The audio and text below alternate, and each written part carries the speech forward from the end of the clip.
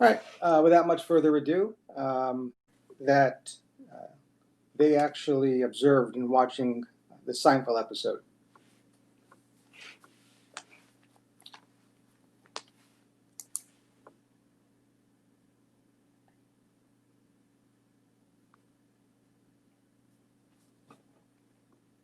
Radio silence. Pick a character.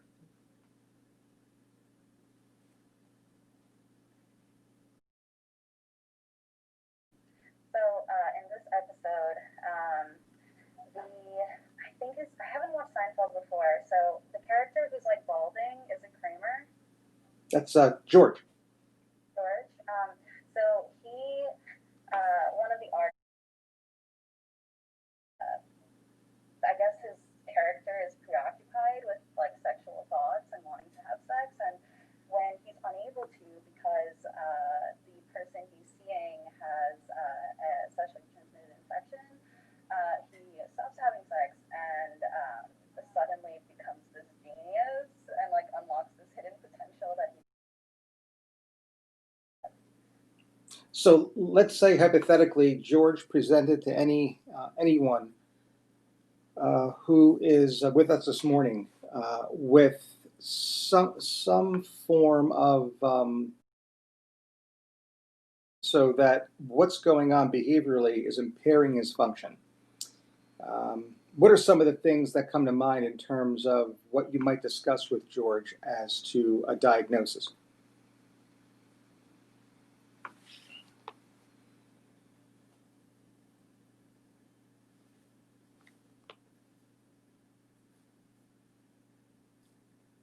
So anyone who's having recurrent obsessive thoughts that become clinically impairing. I think obsessive compulsive disorder is at the top of the list. OCD is probably the easiest diagnosis to make in medicine.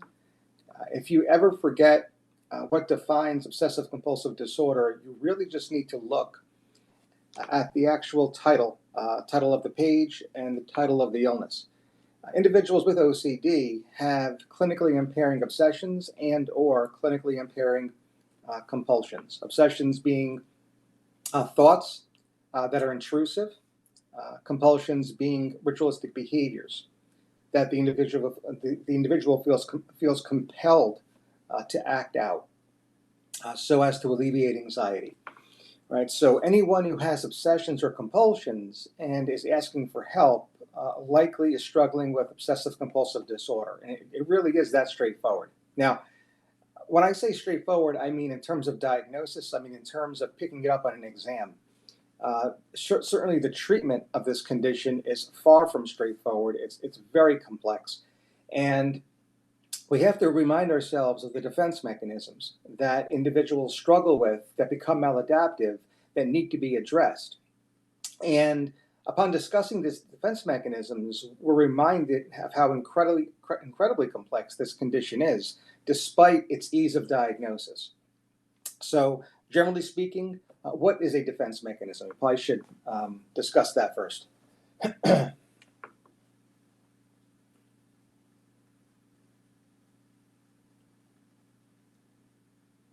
an attempt to alleviate anxiety from the struggle between the id and the superego. It's exactly what it is, right? So the id and the superego are two equal and opposing internal forces, aka subconscious forces, the conflict of which, the friction of which will result in anxiety. And a third and final component of one's personality, that is the ego, will focus on alleviating that anxiety so as to ensure that the individual does not become sick. And the way the ego does this is by the subconscious processes called the ego defense mechanisms. So there are a couple of things to consider here. When we go through these defense mechanisms, I want you to keep in the back of your mind the comparison of this illness with another illness called obsessive compulsive personality disorder, right? Because these are named very similarly, right? OCD, OCPD. Can somebody tell me the main difference without using the word syntonic or dystonic?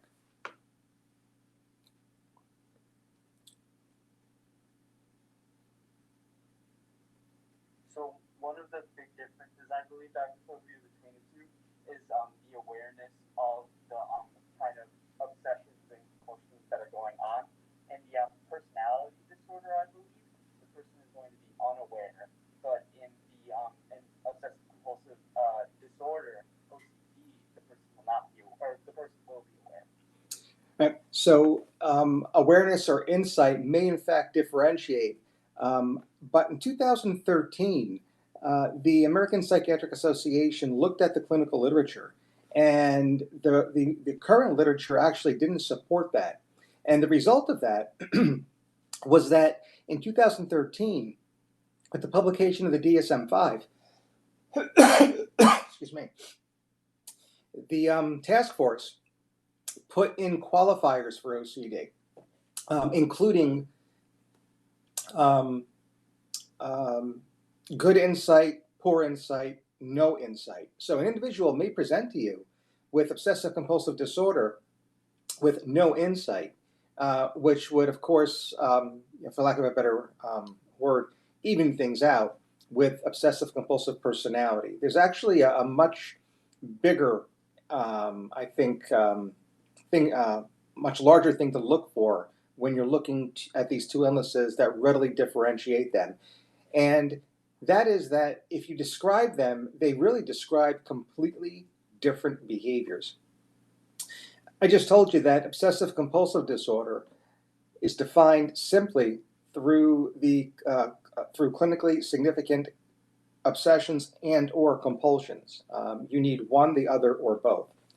On the other hand, in the definition of OCPD, the personality disorder, there is no mention of obsessions, and there is no mention of compulsions.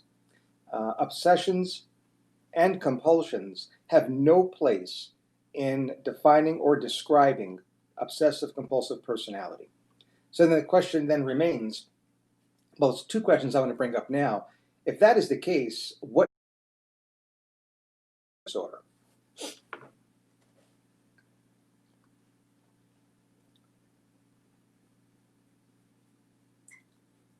Obsessive compulsive personality is defined through an individual who is overly orderly, control. It's the type A personality. So medical students, I think, should be encouraged to think of this as a misnomer, because anytime you think of obsessive compulsive personality, your textbooks are telling you that one is egosyntonic versus ego-dystonic, and that is more than often the case. But there's something much larger, and that is that these disorders and their descriptions look nothing alike. Obsessions and compulsions define OCD. Orderliness, perfectionism, the type A personality readily defines OCPD. And that's something that the texts don't do a great job of describing, right? So you should never miss obsessive compulsive personality. It's the type A personality. Now, the second question that I wanted to ask is, if that is the case, and oh, by the way, it's interesting that we're talking about George here, but yet the other character, his best friend Jerry, just so happens to be diagnosed with obsessive compulsive personality. He is a type A personality. So in subsequent episodes, as we discuss these characters more, I want you to keep that in mind, that Jerry, of all people, will actually begin to demonstrate those very signs of OCPD, while today we're talking about George with regard to obsessive compulsive disorder. Right? So that said, why do you think we named these two, if only to confuse medical students? There must be something going on that was observed that resulted in these two names, despite the fact that the clinical criteria don't look anything like one another. Any thoughts there? Etiology. And that's where the defense mechanisms come in. What you need to know for today is that the defense mechanism of isolation of affect, otherwise referred to as isolation, is thought to be the etiology, the origin of both these conditions, hence why they're named the same. Isolation of affect is that ego defense mechanism defined by the process of one's separating an affect or emotion from an idea. And that allows the person to discuss a topic or an issue, yet because the actual affect is isolated, they are not emotionally invested in that discussion. So during situations where you are made to discuss something that you simply don't want to, isolation of affect allows the individual to talk about something from a factual nature, yet because of that affect being isolated, not be emotionally invested in that discussion. Right? So that's isolation of affect, and that is thought to be that is the cause of both OCD, what we're discussing today in terms of George, and obsessive compulsive personality, what we will be discussing in the future pertaining to his best friend, Jerry. Any other thoughts about George? Can somebody tell me the episode is juxtaposed with Elaine?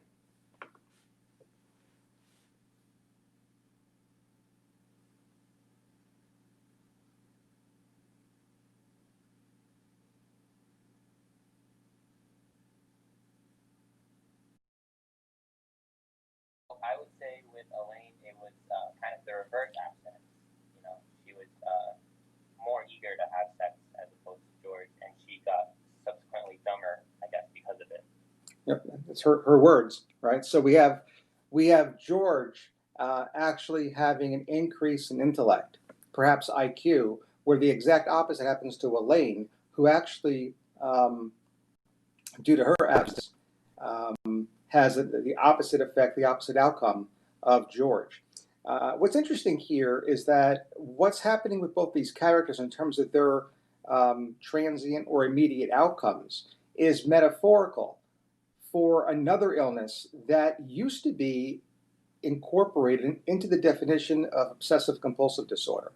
In 2013, with the DSM-5, there was a new disorder that was introduced within the anxiety disorder spectrum, which was kind of a branch off from OCD. Anybody have any guesses as to what that disorder is?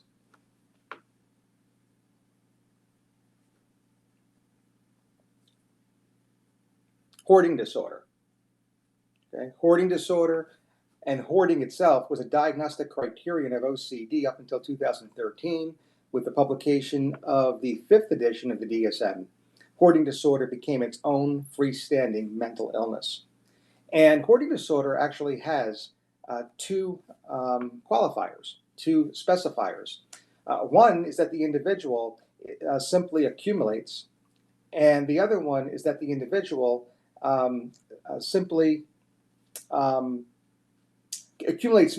When I say, I should actually define this a little bit more clearly. Accumulates because they actually process stuff quickly and they can't get rid of it fast enough. On the other end, they stop getting rid of it, so then it builds up, right? So in that respect, there's an interesting parallel between what's going on with Elaine and what's going on with George, and how abstinence results in backing up and has one outcome in one and the other outcome in the other. Specifiers for hoarding disorder is that the accumulation is either too fast or the dispense of the objects become too slow or come to a halt, right? So opposite mechanisms result in the same outcome, hoarding, right? Which, if it becomes clinically significant, then likely applies to hoarding disorder. Let's talk a little bit about Elaine, since we made that segue. What's going on between her and her boyfriend other than the abstinence?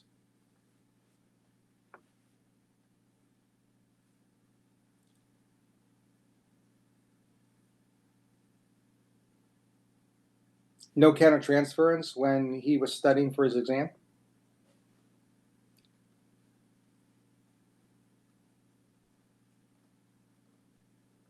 Anybody remember the different terms he was studying?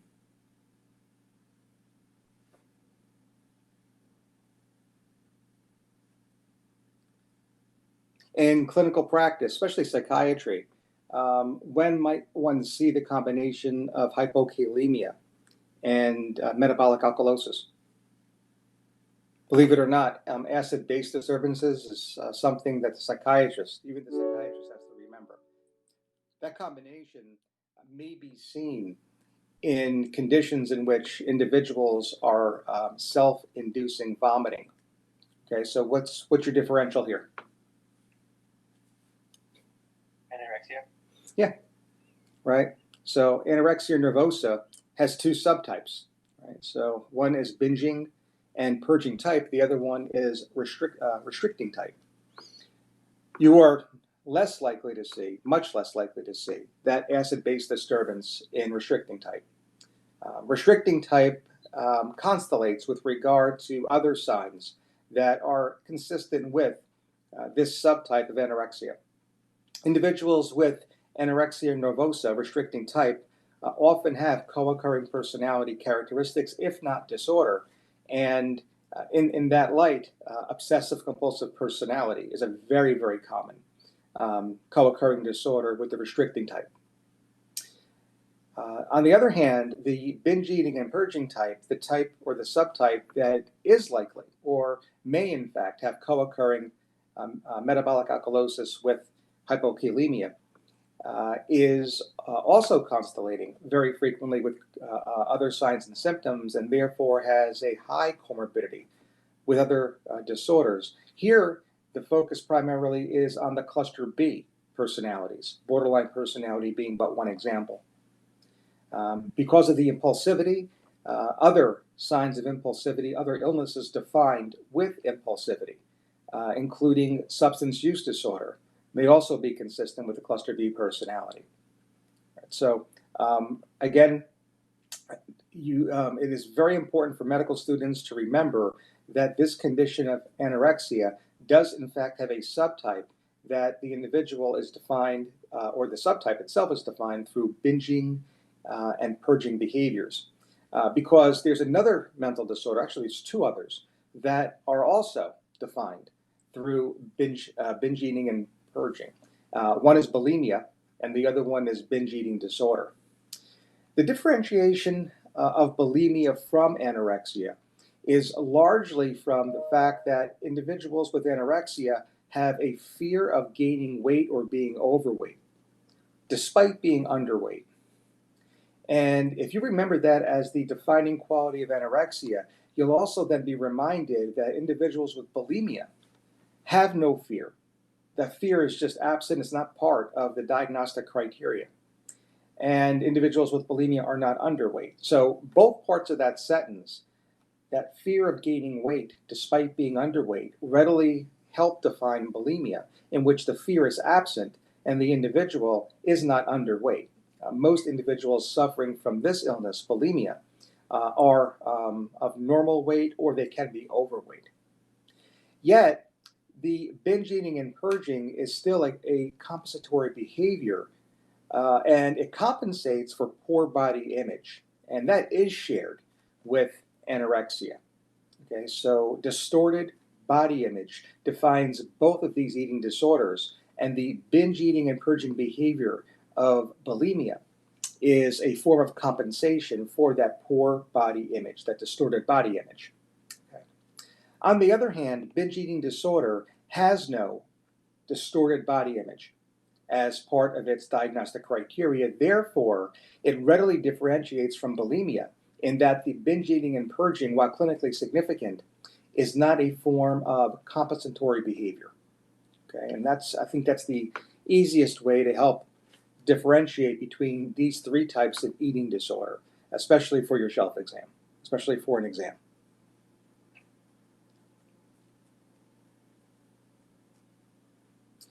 Other observations here. Talk about Kramer. So I thought it was really interesting that Kramer, whose parents was changing because of the smoking, he was ready to attack all the tobacco companies. He went through all that, and at the end of the day, he sacrificed all of it just to have his face on the billboard at the end, and he was extremely satisfied, not a single regret. So I thought that was really interesting. Yeah, and that's usually the way Kramer operates. And, Jerry has narrated this before, that Kramer is definitely someone who operates in his own world, and he's the god of that domain. And that type of ignoring the things around you and then taking the next step in terms of personal accountability is something that wouldn't surprise us with regard to the identified behavior in this particular episode. And he does have an ongoing relationship with Jackie Childs, who is this fosters this kind of attitude and these kinds of characteristics in Kramer. What I want medical students to remember, though, is that even before we get there, this is a case of nicotine use disorder. And it is one of several examples of addiction in this character. There are probably no less than 5 addictive disorders when it comes to the character of Kramer in the situational comedy. For purposes of your test, there is no such thing as nicotine intoxication, so you're not going to see that as a single best answer. And it's probably going to be, I think, rather straightforward. There aren't many people who will miss the signs of nicotine withdrawal. A couple of things about nicotine withdrawal you should know. Number one, it looks very, very similar to cannabis withdrawal. Okay. And I kind of said that backwards. Cannabis withdrawal is the new withdrawal syndrome, new to the DSM-5. So it's probably more correct to say that cannabis withdrawal looks an awful lot like nicotine withdrawal. And nicotine withdrawal, again, shouldn't be something, it's not a syndrome that students will readily miss on an exam. The major difference between nicotine versus cannabis withdrawal is that in nicotine withdrawal you have weight gain, and in cannabis withdrawal you have weight loss. All right, so that's and the weight gain in nicotine withdrawal can be part of a protracted withdrawal syndrome. So even though the physiologic signs may have abated for whatever reason, perhaps length of time, weight gain is something that can persist. So anyone who's trying to quit cigarettes, you need to have a plan in place to focus on their weight, as it could be part of the withdrawal phase as well as a protracted withdrawal phase. The other thing that comes up on exams for not necessarily nicotine withdrawal, actually, I'm sorry, I take that back, but also nicotine use disorder would be the different forms of therapy. So here we have substitution products, which come in many forms, the patch, the inhaler, etc., and non-substitution products. So that would be something like Chantix or bupropion, so medications that cut down on craving to, and from the perspective of Wellbutrin, even the satisfaction upon smoking that help people select a quit date. And then starting, of course, the nicotine replacement strategy. That said, when individuals come to you, they're at the action phase of wanting to quit, right? So at the stages of change, they're at the action phase, they're going to pick a quit date. You're talking about medical options like Chantix or bupropion. You discuss with them the different ways in which tobacco replacement can be provided. If the individual has a co-occurring mental disorder, what might be one thing you would also need to discuss pertaining to their quit date? Now, the hint is I'm not going to give away what mental disorder I'm referring to.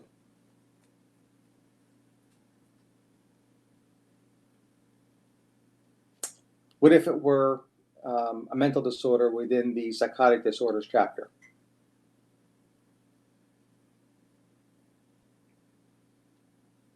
So nicotine, or tobacco, is a potent inducer of the 1A2 isoenzyme, which metabolizes many of the antipsychotics. So individuals who smoke and individuals who are afflicted with schizophrenia do have a point prevalence of smoking of about 90%. Those individuals are likely clearing the drug, requiring the prescriber to prescribe and manage the individual on higher doses than they otherwise would. If they choose a quick date, and you do not discuss with your patient a strategy for them to reduce their dosage of the antipsychotic, then antipsychotic can actually go to toxic levels. And the one antipsychotic that would be most dangerous for would be clozaril. So individuals on clozaril therapy, metabolized by 1A2, which is being induced by nicotine, once they go from 2 packs a day to quit, and you may have done, with all due diligence, prescribing that bupropion, prescribing the nicotine replacement strategies, you've done everything right except reduce the dose of that clozaril. Individuals will present to an ER or to a shelf exam with a seizure. All right, so mental status change and seizure is something you have to be very careful of. Right. Any other observations with regard to last night's episode or the selected Psyfeld episode?